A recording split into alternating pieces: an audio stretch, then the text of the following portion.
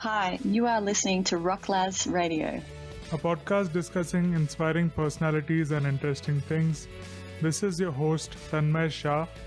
Tanmay is an India-based NFT artist and an entrepreneur with diverse business experience. This podcast is self-sponsored. The best way to support this show is to buy his art, NFTs. You can also become his patron. Kindly share this episode on socials and with your friends.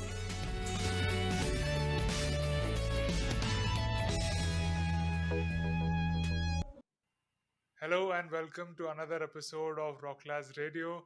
On today's episode, we have with us a well-renowned historian. He is Professor Richard Toye. Richard is an historian of Britain in its global and imperial context in the period from the late 19th century to the present day. He is particularly interested in the rhetorical dimensions of politics, economics, and empire. He is the co-author of multiple monographs, the first of which, The Labour Party and the Planned Economy, 1931 to 1951, Historical Society, 2003, was based on his University of Cambridge PhD thesis. The topic he has worked on include the thought of John Maynard Keynes and the writings of H. G. Wells, as well as Britain's role in international trade negotiations and Britain's role in history of United Nations. He In recent years, one of his major interests has been the rhetorical culture of House of Commons and the print culture surrounding general elections. His broad concern with the social impact of rhetoric can be seen, for example, in arguing about empire, imperial rhetoric in Britain and France, 1882 to 1956. That book, which he co-authored with Martin Thomas, takes an explicitly comprehensive approach, comparative approach, reflecting the wider efforts to set the political culture of Britain and the Empire Commonwealth in its global context. He's an expert on the life, career, and reputation of Winston Churchill. Richard's most recent monograph, Winston Churchill, A Life in the News, explores his journalism, his media image, and his efforts to control it, and the reception of news about him by ordinary readers and viewers. This builds on the approach he used in The Roar of the Lion, the untold story of Churchill's World War II speeches, which shows Churchill's oratory generated much more much more controversy and criticism than the legend suggests. The Churchill myths, which he co-authored with Stephen Fields and Bill Schwartz, explores how Churchill's reputation has been exploited in decades since his death by Donald Trump, Boris Johnson, amongst others. They show the example. They show example for They show, for example, both sides of Britain's debate have tried to make use of Churchill's highly contested views on European integration for their own purposes. Professor Richard Toye, welcome to Rocklaz Radio. How are you doing today? Thank you very much for having me on the show. I'm very well. How are you? I'm wonderful. First of all, let me wish you a happy Guru Purnima on behalf of all your students and everyone who learns from you. Today in India, we celebrate Guru Purnima. That's the day of the Guru, to recognize all the teachings and all the things that we learn from them. So, happy Guru Purnima to you. Thank you, and to you. Thank you. So, sir, let us begin. I'm so excited for this conversation. I've been looking forward to this. My first question I wanted to ask you is, what got you interested in the life of Winston Churchill? Well, as you mentioned in your introduction, I wrote my PhD thesis on the Labour Party's economic policy in the 1930s and 40s. And it was after I'd finished the thesis and as I was kind of working it up into a book, I found an interesting document in the National Archives in London, which is about the fact that after World War II, the British got a large $3.75 billion loan from the Americans. And what this document showed was that Churchill, although he was out of office, he'd been defeated in the 1945 general election. He was actually, when he was in America on the occasion of his famous Iron Curtain speech in 1946, he was actually lobbying congressmen and senators to support the granting of the loan, which was not something he'd actually really been saying in public. So it was interesting to see this behind the scenes element going on. And when I saw this document, I thought, I don't think anybody really knows about this. And so I did further research, which turned into an article about the whole of his attitude to the loan and the sort of the twists and turns of kind of internal Conservative Party politics, which meant that there were divisions on this question. And so that came out, I think, back in 2005. And I also around that time, started writing a book about Churchill and David Lloyd George, who had been Prime Minister before him in the period 1916 to 22. But they were, they had a long-standing relationship, which kind of lasted from around 1900 until Lloyd George's death in 1945. So that was the first of a series of books which I wrote about him. And I think, your broader question is not just how did I happen to get interested in him, but what is interesting about him, I suppose. And I think that one of the reasons why he is so fascinating is because he was involved in politics. I mean, he first ran for election in 1899, succeeded in getting elected to the House of Commons in 1900, and stood down as an MP for the last time in 1964. So the number of different offices which he held, the number of different controversies in which he was involved in, and the fact that British society and world society was changing radically over this period, gives you the opportunity not just to sort of look at him as an individual, but to use him, if you like, as a way of looking at broader political and societal developments. Okay, that's interesting.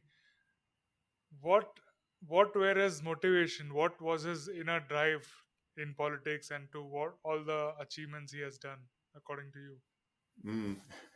Well, of course, a lot of people during his lifetime said that he was motivated by opportunism.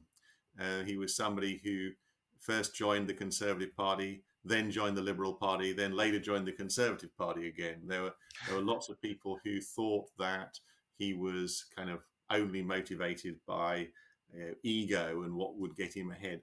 Now, I think that's a bit unfair, because although he did change his position on quite a lot of important issues, from free trade to Ireland, I think that there were some much more consistency in his career, for example, than if we were to make the comparison with Boris Johnson, who kind of likes to compare himself with Churchill. I think in Boris Johnson's case, it's fairly fair to say, yeah, this is somebody who's only interested in sort of self-advancement and self-promotion.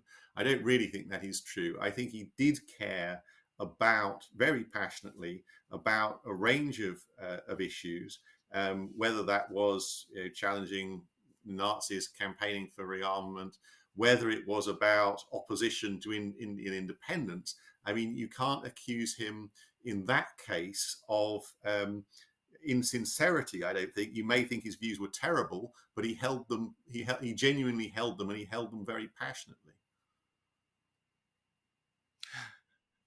Okay, and what what were his main strong points that you think were advantageous for Britain in the World War II?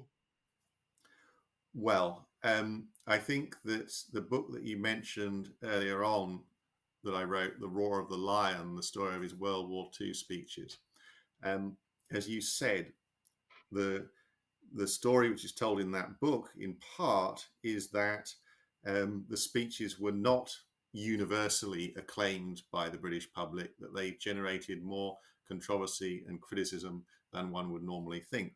And when that book came out, which is nearly 10 years ago, a lot of people read that as me saying that the speeches weren't any good. But of course, that is quite a different question. And I actually think that although, of course, he did get a lot of pushback from significant sections of society, the speeches on the whole were very, very good. They weren't necessarily the reasons that they were good as somewhat different from the reasons which are often given. So that when we think about his speeches, we often think of famous quotations like fighting him on the beaches and never have never surrender, and give us the tools and we'll finish the job, and so on and so forth. Well, I mean, these were sort of striking phrases, certainly, but they were a tiny proportion, actually, of the really the hundreds of thousands, if not millions, of words which he uttered over the course of the war. And so, not to say that the phraseology was insignificant, but actually what was more important was his ability to kind of tell a convincing story to not only to the British public. These were words which were being communicated around the world, and there is a lot of sheer information in these speeches. And what Churchill was often trying to do was to contextualize events, to give people a kind of a framework in which they should understand what was going on at a time which was obviously very frightening and uncertain for a lot of people. And so he was somebody who had been in a leadership position or leadership positions during World War One, and he was able to draw upon that experience. He was able to say, well, remember that during World War One, we didn't know when victory was going to come, but we persisted in fighting, and eventually there was this German collapse. And so, by analogy, here in World War II, we need to persist. I can't tell you when we're going to win, but I can be confident that in due course it's going to happen. So I think that it was that ability to give people a kind of context of understanding, which could definitely be reassuring and was maybe more important than simply the kind of the inspirational phrases. Very interesting. So you you also mentioned that his participation in the First World War and him being involved in these situations was another motivation to or that influenced him in his later roles in World War II. So can you share a couple of stories from his personal life that you thought interesting that were from the before his time as prime minister? Well, there's a lot of them. I mean, I was talking to a group of students yesterday about this, and we were talking about the fact that Churchill started off his career as both a soldier and a journalist. And after he left the army, one of the wars in which he was a witness and eventually a participant was the Boer War, the South African War of 1899 to 1902. And what happened was that he was captured by the Boers after he'd been mounting the defense of an armored train which had come under attack, became a prisoner of war, and then mounted this really quite remarkable escape from prison and made his way back to British territory, and it really kind of became globally famous at that point. Now, for most of us, if we were to sort of staged this amazing jailbreak, then that's maybe the thing which we'd be remembered for. But actually, that this kind of quite remarkable event is, although of course it's perfectly well known to anybody who's read a biography of Churchill or read his book, My Early Life, actually that's been eclipsed by the events in particular of World War II, so that that's sort of almost not a common thing which people think of or associate with Churchill, even though that's the thing which first made him most famous. Oh, that's very interesting. I didn't. That is a fun fact. So, uh, talking about his views on India, why was he strongly opposed to India's independence, or what were his general views from early on and then later on about India? Yeah. Well, that's a very good question. I think for that we need to go back again to his youth. And I guess that the thing which people who sort of want to defend Churchill against kind of charges of racism or charges of being a reactionary, people will say, well, you must understand that he was a Victorian.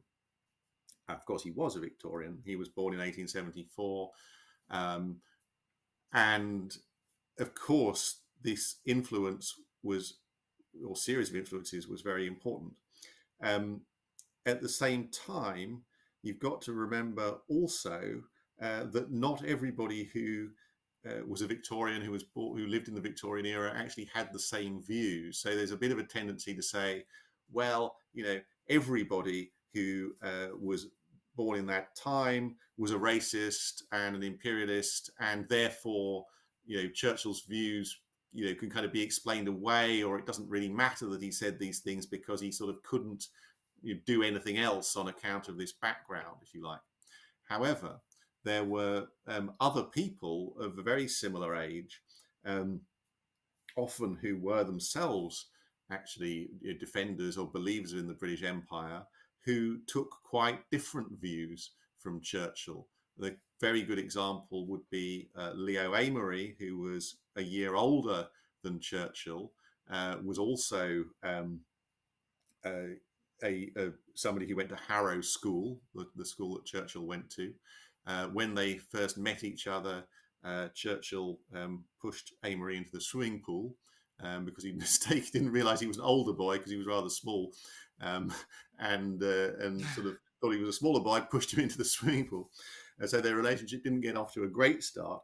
But the real point is that although Amery, in due course during World War II, became a member of Churchill's cabinet as Secretary of State for India, he was more in favour. We wouldn't really say he was in favour of Indian independence, but he was more in favour of moves towards greater self-government, and was also appalled by many of the things which sort of Churchill said about India and the Indians in cabinet. So he was definitely an imperialist. He was definitely a conservative, and yet in that respect he was more moderate than Churchill. So I don't think we can just say that Churchill's Victorian background explains everything.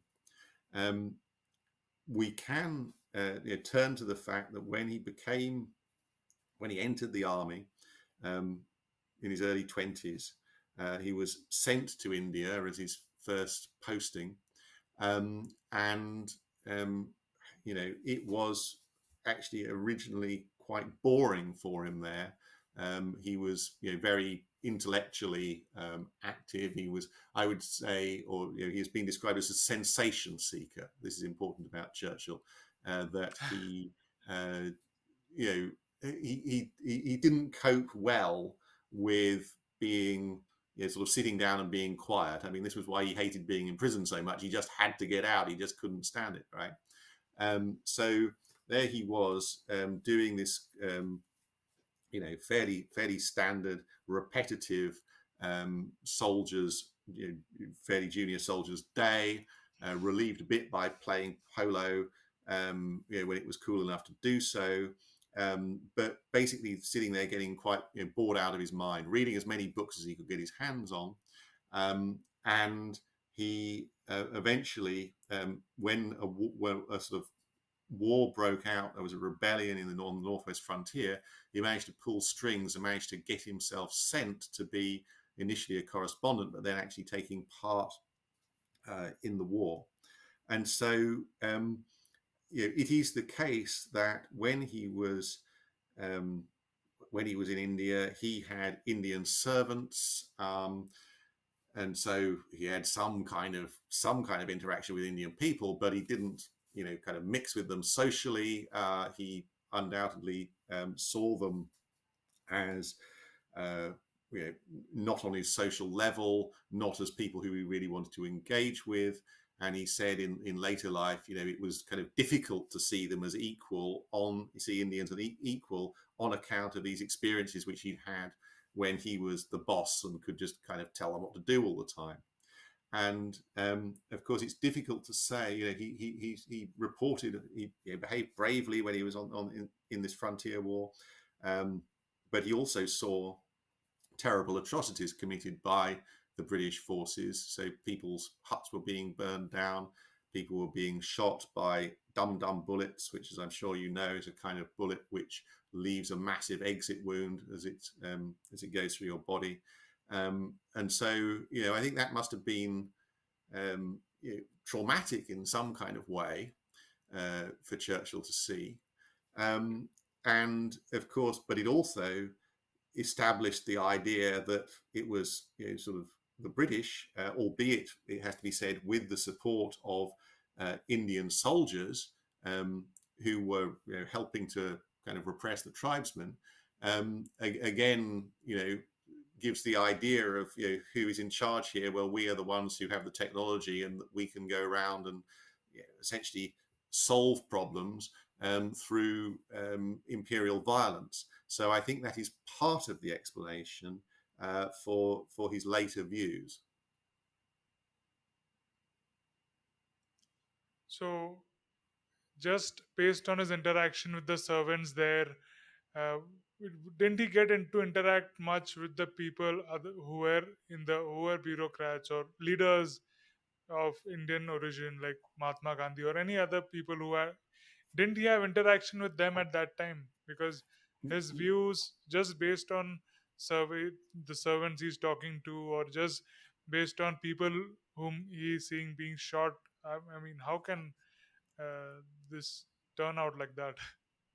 Well, I think that as a kind of a junior officer, he didn't have much interaction with kind of leaders, Indian leaders of society or businessmen or anything like that.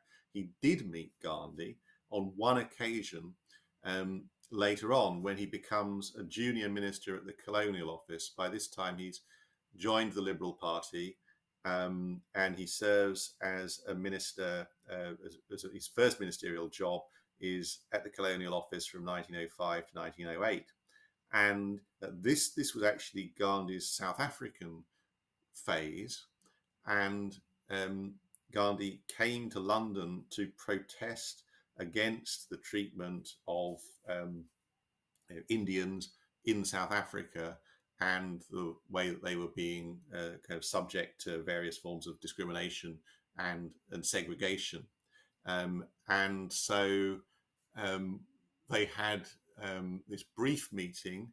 I don't think it made really very much impression on Churchill, who was, of course, dealing with all sorts of delegations all of the time. I think that what really occurs there is that Churchill says, well, yes, this is all really kind of quite regrettable that this is happening. So pays some kind of lip service to, sort of agreeing with Gandhi's point of view. But ultimately, these issues are left to the local authorities in South Africa to deal with. The British government, even a liberal government, is not actually going to risk alienating the white minority who are in charge. And so they're prepared to say, yeah, we kind of don't think this is that great, but they're not really prepared to actually intervene to do anything about it. So I think that that was a meeting which likely left more of an impression on Gandhi than it did on Churchill.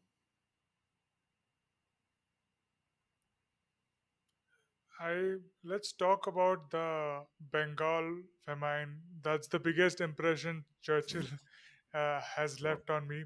Mhm. So, for audience that doesn't, I'll just read the what had happened. So, the because of policy decisions, this was a famine, artificially caused famine, because rain was above average in those year. This is the year of 1943. So stockpiles were transferred for Tommies in fighting in World War in Europe, and the Indians were left to starve, and around 4 million people died because of this. Mhm. And now it doesn't stop here. When the officers from India told Churchill or wrote to him that people have been dying here because of this, he wrote in the margins that why is Gandhi not dead yet? Mm. What are your views on this? Well, I mean, I think um, actually there are two different issues going on at the same time. So, kind of, why is Gandhi not dead yet? Is about Gandhi, deliberately undertaking a hunger strike as a political protest against sort of lack of reform. I think that, and of course, I I think maybe we should just take a step back and talk a little bit about the interwar years before we get to this point, actually, because Churchill's um, most sort of sustained engagement Hello. with Indian issues is during the 1930s, and the this was on account of how the conservative dominated governing coalition. Oh, are you still there? I'll Past. start again. Okay. Okay. So, to understand the full context of Churchill's relationship with India during World War II, we should think back to the interwar years. Now, um, Churchill had been Chancellor of the Exchequer in a Conservative government until 1929, when the Conservatives lost that election. And then this became the start of his so called wilderness years. And um, he starts in 1930 campaigning first against the moves of the Labour government at that time. And after that, when the Conservatives returned to office as part of a coalition called the National Government, they actually continue the policy of advancing reform in India, because from their perspective, what they want to do is to offer some concessions to Indian nationalist politicians and the Congress, in the interests of hoping that India will then become loyal to the empire and remain within it. So they're not advocating independence, they're advocating some progress, some additional responsibilities for a bit that Indians can exercise. Now, Churchill vehemently opposes this. And I think that one of the reasons, although by no means the whole reason, is that he has become very hostile, actually, specifically to Hinduism, in part because of a book by an author called Catherine Mayo called Mother India, which portrayed Hindus as being sort of weak and inherently unable to govern themselves. And I think this does make an impression on Churchill. It is also the case that this is where the kind of the opportunism versus principle issue comes in, that Churchill believes, or seems to believe, that opposing reform in India will make him more popular with the conservative grassroots, and thus potentially able to become party leader. Now, I would say it's not actually because he's insincere. He is somewhat opportunistic, but I think that he genuinely, passionately believes in this issue, and therefore he actually exaggerates its importance to other people, and he thinks that this will be a kind of a winning issue, when actually most other people don't really care about it nearly as much as he does. And so he has some measure of success in whipping up pressure against the government, but he never wins any kind of decisive victory. And so these are also the years, of course, from 1933, when Hitler had come to power, And Churchill did spend much of the 1930s warning about the dangers posed by Nazism. But as David Reynolds points out in his book on Churchill's war memoirs, you could read those war memoirs and his account, Churchill's own account of the 1930s, without really being very aware that he spent the first half of the 1930s passionately campaigning against what became the India Act, which did allow a bit more self-government for India. And that passed in 1935. And after that, well, Churchill had really been defeated. And so there was not much more he could do on that score. He becomes Prime Minister in 1940, of course. Leo Amory, as his Secretary of State for India, quite soon starts wanting to make further moves in the direction of reform. Churchill is extremely hostile. And then in 1942, at the point where Britain is on the back foot, has suffered lots of military defeats, and Singapore has fallen in early 1942, that Churchill is forced to concede the sending of something called the Cripps Mission. So Sir Stafford Cripps, who originally was a Labour politician, became an independent politician and later rejoined the Labour Party, was sent out to India to try and negotiate a deal with Congress and other Indian political leaders by offering Dominion status at the end of the war. That is to say, effective independence, albeit within the British Empire. And Gandhi famously describes this as a post-dated check. It doesn't think the promise is worth the paper it's written on. And so that offer is rejected.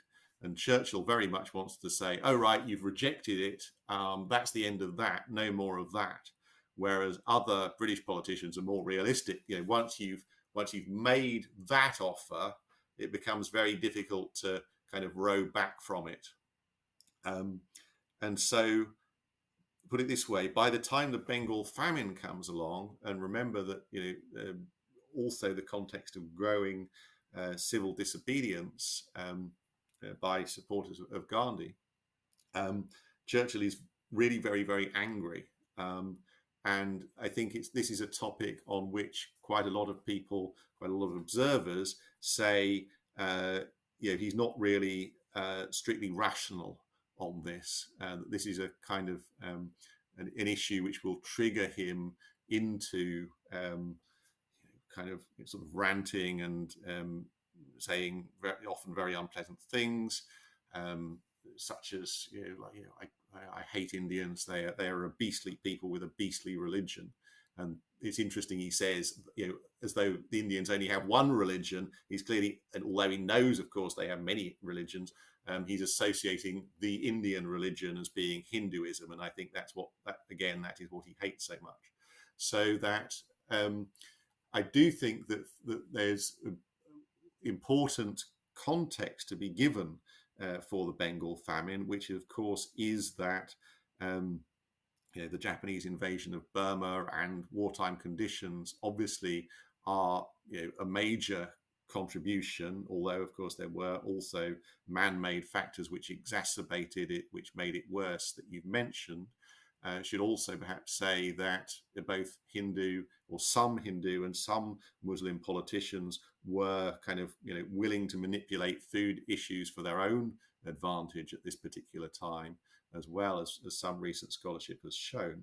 But it is certainly true that Churchill reacts very badly when it is suggested that any food supplies should be diverted to India in order to help resolve the famine. I think some credit needs to go to Lord Wavell, who was the Viceroy, who did take the issue seriously and was sending these messages to London, and also to perhaps a bit belatedly, Amory also realised this was an important issue, and so I think that the defenders of Churchill will again try to often say, oh well, you must understand there was a war on. I mean, of course, there was, and it's important, but I don't think that really excuses the very callous things which he said in respect to Indians about, them kind of breeding like rabbits and kind of suggesting that it didn't matter very much if a lot of them died. And so I don't think, sometimes it is suggested that Churchill himself sort of deliberately plotted the famine. I don't think he did that. I think he resisted acting to solve it in a timely way, which then it's difficult to say how many people, but that may have contributed to the deaths of a significant number of people.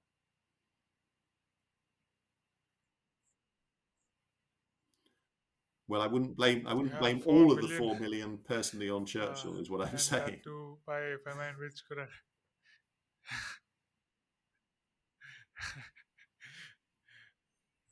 Yeah, you would know better. You have read more about him. So you talked about.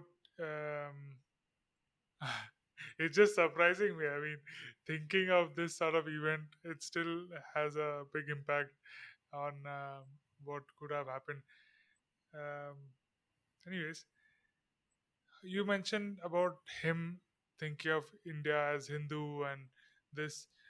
We as Indians have been reading history and Mm, knowing that British yes. always tried to divide and rule between religions, and that. So, what was Churchill's view, and what was the approach that time for the Well, other he was religions, and very about the divide explicit and rule in a policy? discussion in cabinet before he was prime minister, when he returned to government in 1939 as first lord of the first lord of the Admiralty, which is the minister in charge of the Navy, and so he does that role for a few months before he becomes prime minister. There's a discussion in cabinet at the end of 1939 about whether more of an offer should be made to the Indians. And he very explicitly says the Hindu-Muslim feud is the bulwark of British rule in India. So we shouldn't go around trying to resolve these issues, because that's why we're there. So he's absolutely, completely explicit and open about that. At least open behind closed doors. If talking to his cabinet colleagues, he can say that. So at the same time, I think that he is more sympathetic to Muslim politicians and to their concerns, because, of course, during the 1930s,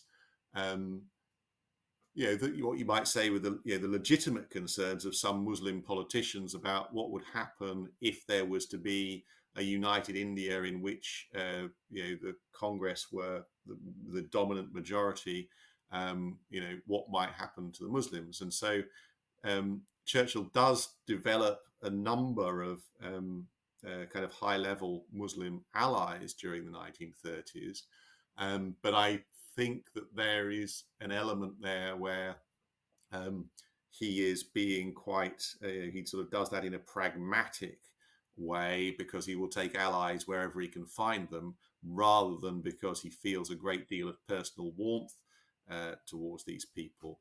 I think that the people who maybe he had a little bit more sympathy, genuine sympathy for those castes, the people who at the time were labelled the untouchables in the Hindu caste system.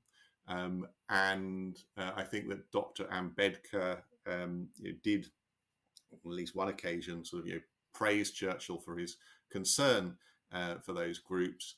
But I think one even then needs to be possibly a little bit cynical about how genuine his concern was, or was this just another tool which he could use in his rhetorical armory to sort of oppose Indian independence. And I think it's I mean, you've got to remember that quite a lot of people at the time in the 1930s, both in India and Britain, really feel that Churchill is not knowledgeable about India, even though he's sort of spent time there in his youth. That he that hasn't developed a kind of a deep knowledge, even though he's really chosen at that point to make this a really important point, a really important issue, um, almost the focus of his career at that point. So I think that, kind of Churchill sort of took information from whatever source he could find, which happened to be useful at that particular moment. And although, as I say, he did express some concern for religious minorities or oppressed groups, um, how sincere that really was, I think, is open to question.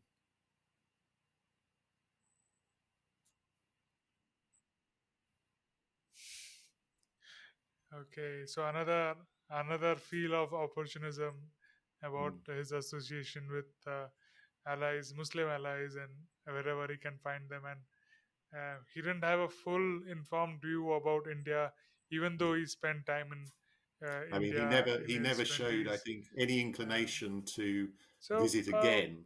You know, what he is. If you think about it, he was campaigning, for a full 5 years against Indian independence, and never thought, well, I'll go and get on a ship and go and actually talk to some people in India. I mean, he did talk to Indians because there were people who either lived in London or in Britain or visited. So he did have some contacts, but I can't really say that his feelings about India were motivated out of a deep love of India. And this is really rather paradoxical. He was sort of absolutely determined to keep India within the empire, even though he seems to have had a strong distaste for most of the people who actually lived there.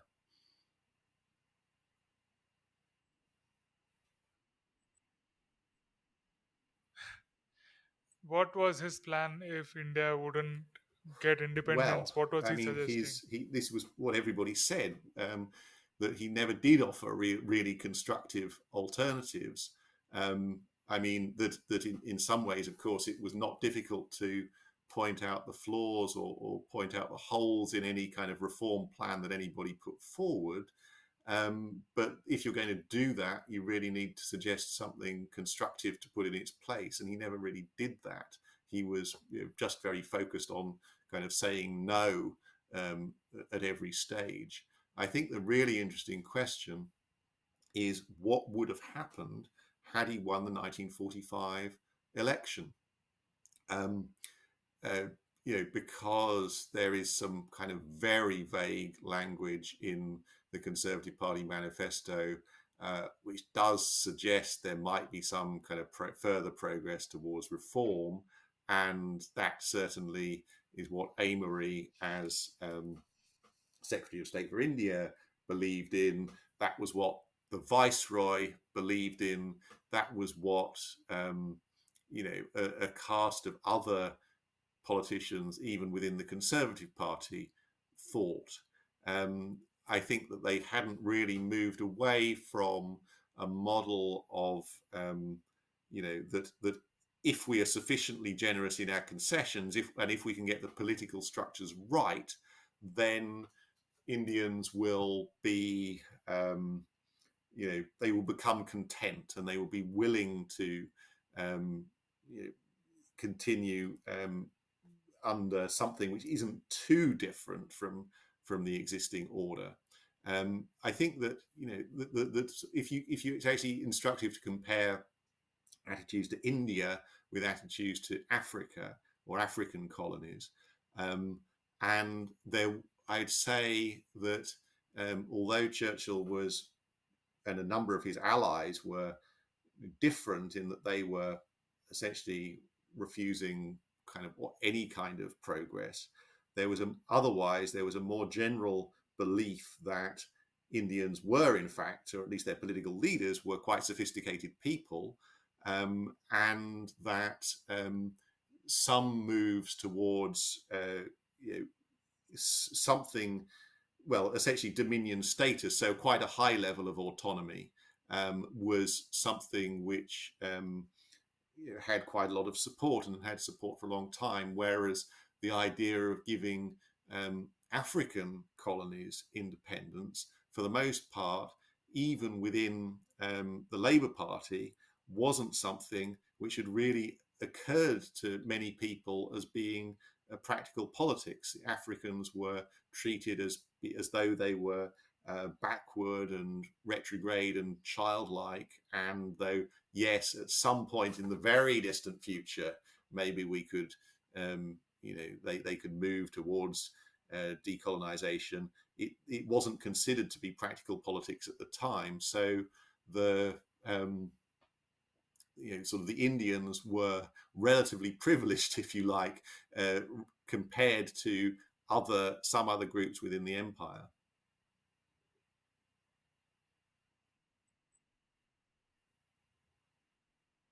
And of course, the empire benefited Yes, financially most also from India, right?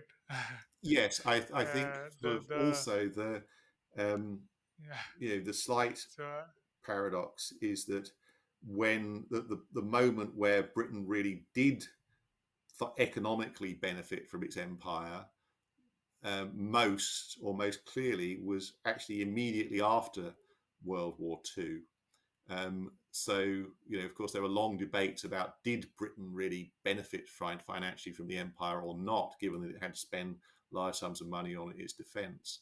But it does seem clear that there was at least a window of a few years after World War II when it actually did.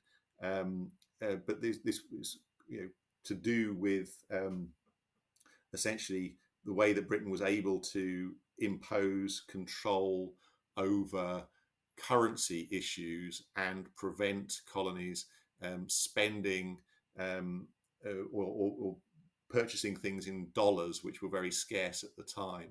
So this did have an impact, a negative impact on living standards in many parts of the empire.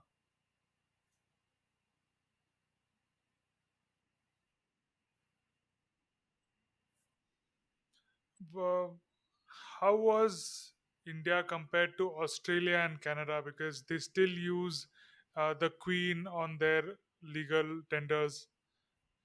So, what was the relation? How would you compare Australia, Um, Canada, and Good India in question. that period?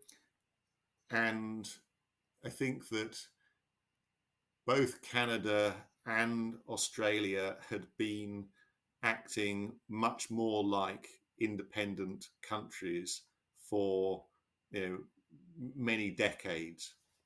And if you sort of look at the photos, always instructive to kind of look at the photos of conferences during World War II, and you'll see that in 1944 there was a Commonwealth or Empire conference. So you can see Churchill sitting in the garden of 10 Downing Street, surrounded by the leaders of Canada, South Africa, New Zealand, and Australia, whereas there is no representative of India. There is no representative of any African colony, and so these were the countries which were referred to as often referred to as the white dominions, even though in South Africa the white portion of the population was only a minority, and so they acted very much like independent countries. There were some limitations on that. Clearly, the British monarch was the head of state of those countries. Australia didn't start sending out ambassadors to other countries until the 1940s, I think. So that there were some ways in which they didn't act like absolutely independent countries. But they were much more so, they had much more autonomy than Indian politicians did, even though there were elections for various kind of local and regional bodies. There were kind of democratically elected Indian politicians, or how democratic it was you can debate about because of who got to vote and so forth. But there were Indian politicians doing the kinds of things that politicians do, but with not very much power to have decisive influence over, certainly not over national politics. And I mean, how can I encapsulate this? The difference between Canada and India is that at the outbreak of World War II, the Canadian Parliament meets and takes a vote about whether or not to participate, decides to participate, but there's actual a process with a kind of a democratically elected parliament that makes that decision. In India, the viceroy announces that India is now at war. So there's nobody. Oh no. Yeah. It's just taken out as axiomatic. Now, back in 1914, it had been taken also as axiomatic that if Britain was at war, Australia would be at war. The two things, it just followed automatically. But by 1939, that assumption is no longer there for the white dominions. But for India and indeed for the African colonies, they have no choice about it whatsoever. But I think that also that is it would have been easier. Britain could have well made its task during World War II a lot easier had it thought to undertake some kind of consultation process with Indian politicians, a number of whom would have actually been happy or prepared at least to support the war. So, I mean, it's really like, how can you most damage yourself at the outset if you need the cooperation of Indian people in the war? How can you most damage yourself at the outset other than by saying, I, the viceroy, am now going to decree that you have to be at war?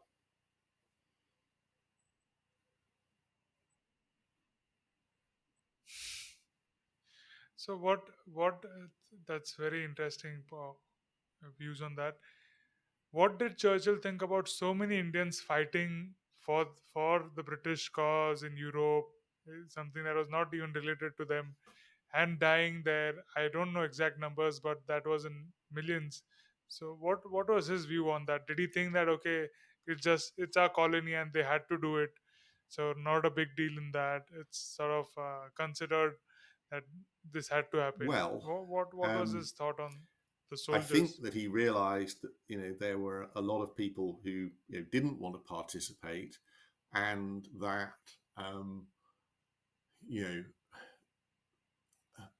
he realized that it was important to praise the soldiers who did participate and to commend them and to talk about their bravery and so forth. And of course, this is part of the way in which India was viewed by many British people at the time. The idea that there are particular martial races, like the Sikhs, who are in some way particularly well suited to going and fighting. And of course, as I said earlier on, he had experience himself of fighting alongside Indian soldiers in the 1890s, and indeed of leading them himself. And I mean, certainly regarded them as being very brave. But of course, his communication, he had great difficulty communicating with them because they didn't speak English, and he didn't speak their language. So it was, couldn't exactly develop kind of warm friendships with somebody you're unable to talk to. So I think that it's rather the same. There's kind of an analogy with Ireland, because again, people from Ireland have in fact fought on the side of the British in wars from the Boer War onwards, and Churchill was always willing to sort of praise and commend those soldiers.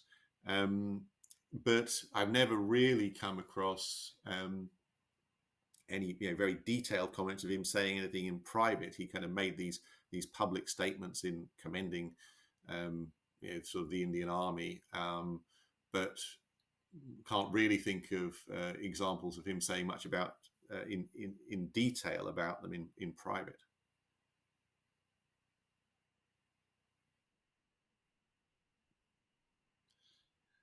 You mentioned about white dominated colonies, but South Yeah. Africa, they were minority of whites ruling majority of other races.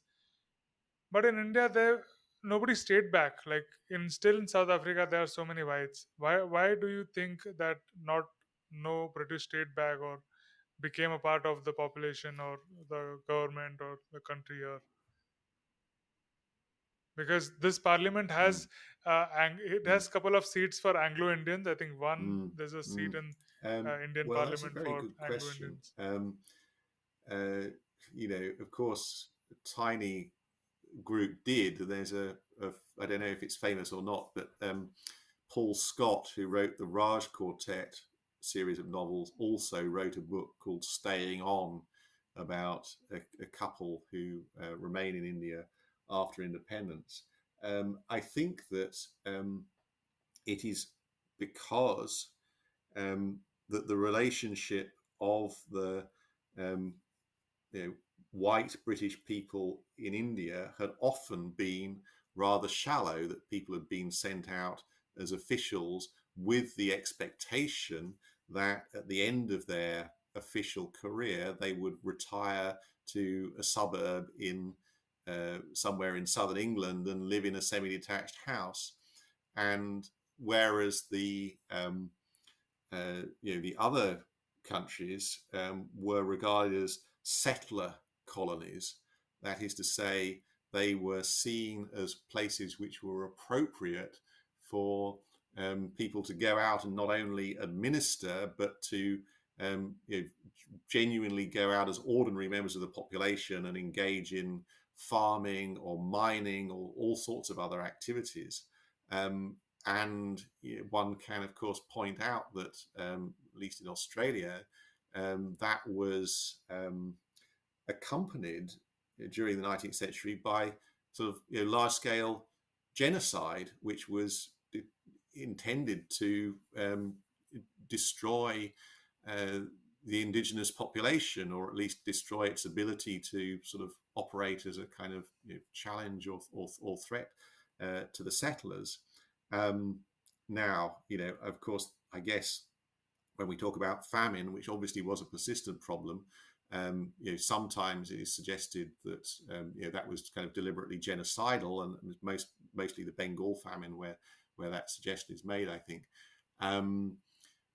But there wasn't that kind of slaughter, happily enough, of the indigenous population in the same way that transpired in Australia. So I'm not sure that fact necessarily explains why sort of few white people remained in India afterwards. But I would just say that the relationship in the case of India did always seem to be shallower, even in contrast to South Africa, which is an interesting case because you've got different groups of white population there. You have the Dutch descended Boers, you have the British descended, who were often in tension with each other as well.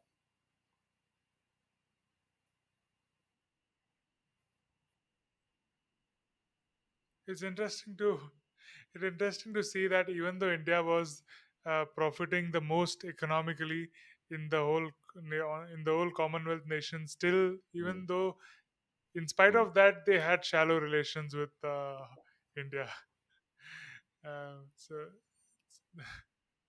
So, just talking about, let's talk about, you mentioned about genocide. mm, yeah, Let's talk about Churchill and racism. yeah.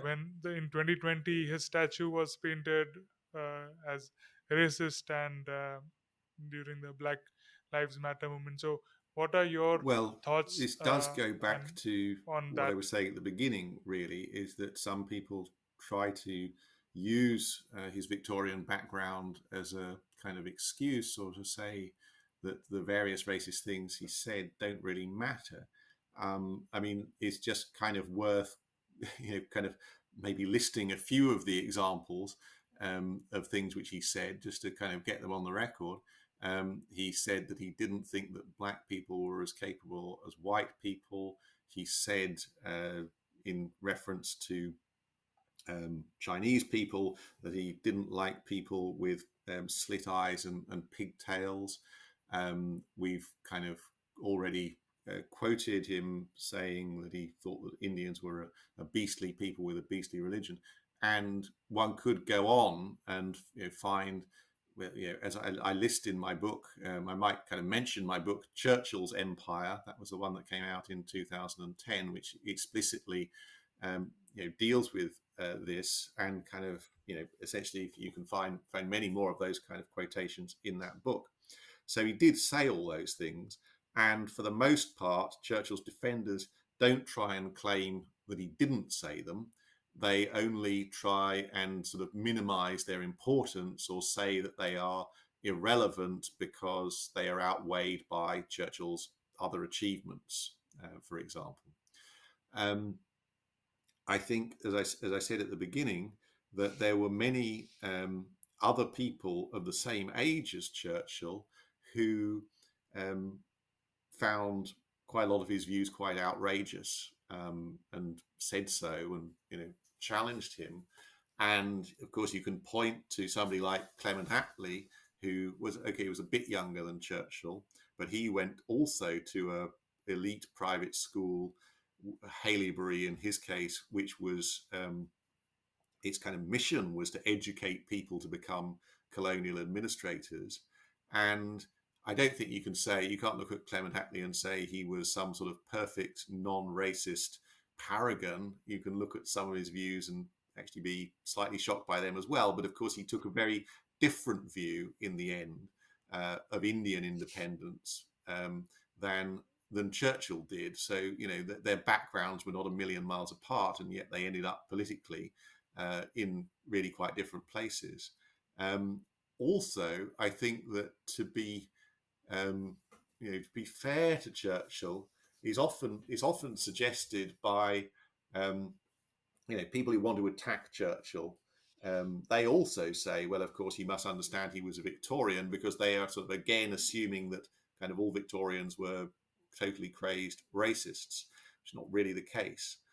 So they kind of use his Victorian background to condemn him, whereas other people use it to try and sort of get him out of his fix, if you like. But we have to remember that his views didn't just freeze when Queen Victoria died. He went through quite a lot of evolution. Can you still hear me? If Churchill was to be alive today, what would he think of Britex and European Union and other international matters concerning Britain or UK? Hello. Yeah, I can see you now. Yes, so you were saying there are a lot of arguments. People try to debate this and have conversation on this and different views, and many people try to use his views for their own political gains. So can you just Exactly. So the ambiguity in Churchill's views kind of comes from the fact that in his most famous speech on this topic at Zurich in 1946, he called for a United States of Europe, but he also suggested that Britain would be a friend and sponsor of this new organization, rather than saying that he wanted it to be a member of it. At the same time, in private, on one occasion, he kind of hinted that maybe Britain could become sort of a member at a later stage. And then, later on, by 1948 or 9, he's become more against sort of British membership of a federal Europe. What we do need to recall is that the context in which he was speaking, he actually did make progress or contributed towards the creation of the Council of Europe, which is something which is separate from what became the European Union. And it is the Council of Europe which has the European Court of Human Rights, which is also controversial today. But he definitely supported Britain being a member of this, I suppose you might call it a weaker or less powerful or less federal organization, than the European Union. So he believed in concrete way, he believed in some form of European cooperation. And he often spoke about kind of doing away with borders and doing away with passports and kind of currency barriers and so forth. Often more at the rhetorical level than at a kind of any detailed policy proposal. So I think it is possible for both sides to find authority, find statements which they can use from Churchill in support of either, well, he was kind of in favour of European unity but didn't want Britain to be very much involved or a member, to those who say, well, look at all these things where he was calling for European unity, European cooperation, the doing away with borders and so on. But I think that maybe the best clue to his views, or what, your question is, well, what would he say today, right?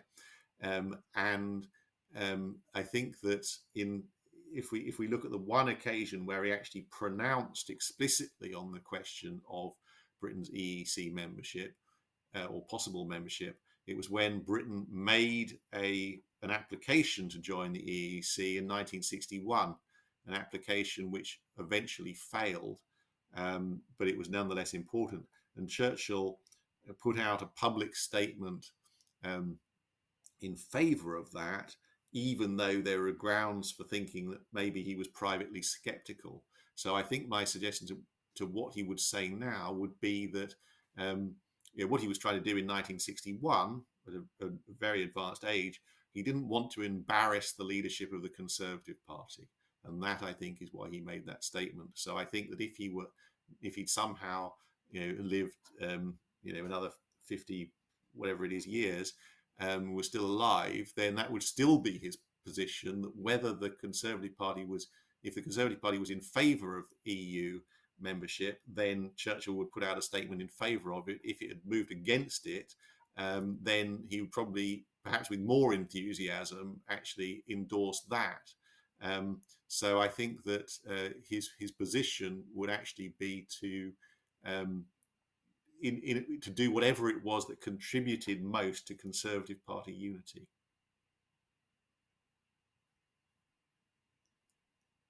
Noted.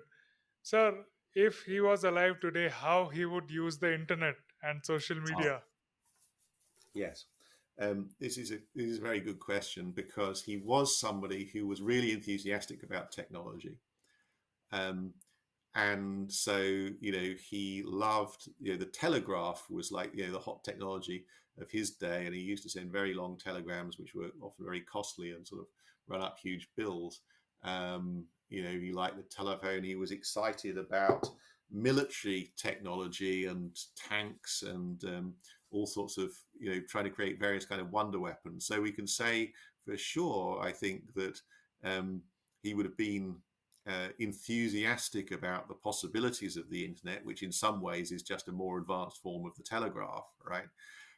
But I think it also slightly depends on, which age of Churchill you get. So if you get Churchill in his 20s, he'll be, getting the latest smartphone. He'll be very, be tweeting. He'll be, on Instagram. He'll be doing everything. Of course, by the time that he gets to his 70s or 80s, he can't keep up with the technological demands, and the pressure, and so that he's not enthusiastic about TV, even though he's appeared on newsreels, which is quite a similar technology of film. He doesn't really want to get into being on TV when he's in his 70s, and so. If you were to give Churchill in his 70s a smartphone, he'd be baffled and really not know what to do with it. But I think maybe another interesting question is not only about the precise technology, but about the speed with which you have to react now in politics. And I think that Exactly. politically, things have got much, much more intense in a way in which I think Churchill would find that, the mature Churchill would find that quite challenging, because he was used to be able to have, even during World War II, he would spend, 3 or 4 days working on a big speech, which will be a major occasion which he'd deliver in the House of Commons or perhaps over the radio. And politicians tend not to have the time to do that any longer. So I think that he would, the Churchill of the 1930s, the 1940s, the 1950s would struggle with the modern media environment. Although, again, if you kind of captured him when he was young enough, then I think that when he was young, he was a very adaptable person. About Twitter, his thoughts are very controversial, right? And he had to do so many communication and talk with so many people. Do you how, do you think he would use Twitter like Donald Trump did when he got kicked out before he got kicked out No, of Twitter? I thank God nobody uses Twitter exactly like Donald Trump does. But I think, in fairness to Churchill, that he was a lot more thoughtful than somebody like Donald Trump, and that he did love the English language. He liked to have these kind of rolling sentences. He wanted to put a lot of thought and a lot of effort into it, and I think that his speeches, although of course he did produce some brilliant sound bites, his speeches were a lot more than just the sound bites, and that his style of quite sophisticated argumentation. I mean, you can disagree with the contents of what he was saying, but when he used he used logic and reason, he used impressive metaphors. He really lavished care on this. So I don't think that his style of political communication was well suited to a world of kind of 280 characters. All right. Sir, thank you so much. It has been a very great pleasure to have you on the show. What words would you like to conclude, or what would you like to share? Oh, well, I would just like to thank you for having me on the show and for asking your very relevant, pertinent, and interesting questions. And I encourage your listeners or your viewers to find out more about this, whether they read my books or whether they read books or articles by other people. So I just kind of wish you and all your listeners a very pleasant day. Yes, sir. Thank you so much. We look forward to joining you and hearing you on your Twitter spaces and on different topics. I will drop the links to your books so that they can collect, buy, and read your books from there. I'll also drop your Twitter links and website links so that they can connect with you. So, thank you once again. Thanks for tuning in. Connect with me on Twitter and Instagram to get updates on the new shows and to participate on live recordings. All links are mentioned in the show notes. We will be back next week with another fantastic episode.